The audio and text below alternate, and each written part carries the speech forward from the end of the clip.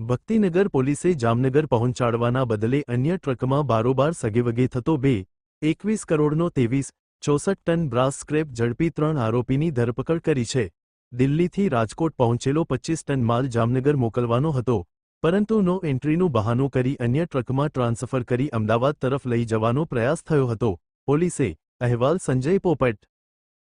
ગઈ તારીખ 6/8/2026ના રોજ ભક્તિનગર પોલીસ સ્ટેશનમાં BNS કલમ 316(3) અને 61(2) મુજબનો ગુનો દાખલ કરવામાં આવેલો અને બનાવની હકીકત એવી છે કે 31/7/2026ના રોજ શ્યામ ટ્રાન્સપોર્ટ એજન્સી જે દિલ્હી ખાતે છે ત્યાંથી એમનો માલ જે હતો એ 25,541.75 કિલોગ્રામ જેટલો ટ્રકમાં માલ હતો, જે 2,37,33,134 રૂપિયાની કિંમતનો છે, જે જામનગર પહોંચાડવાનો હતો। અને આ ડ્રાઈવર ને કંડક્ટર છે એ લોકો રાજકોટ ખાતે આવેલા અને અહીંયા ઓફિસમાં રાખીને અમુક માલ ઉતારેલો અને બાકીનો જામનગર લઈ જવાનો હતો, જે ના લઈ ગયા અને ત્યારબાદ એ બીજા ટ્રકમાં ખાલી કરીને વિશ્વાસઘાત કરીને લઈ જતા હતા અમદાવાદ તરફ અને પકડાઈ જતા પીઆઈની ટીમ અને PI Bhaktinagar police station Parmar સાહેબ તેમજ તેમની ટીમે આ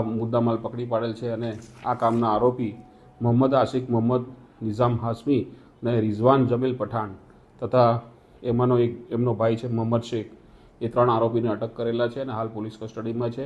2ના રિમાન્ડ મળ્યા છે અને 1ની રિમાન્ડ મેળવવાની તજવીજ ચાલુ છે। આ 3 આરોપીનો કોઈ હાલમાં ધ્યાન પર આવેલ નથી ઇતિહાસ, પણ તપાસ કરવામાં આવશે।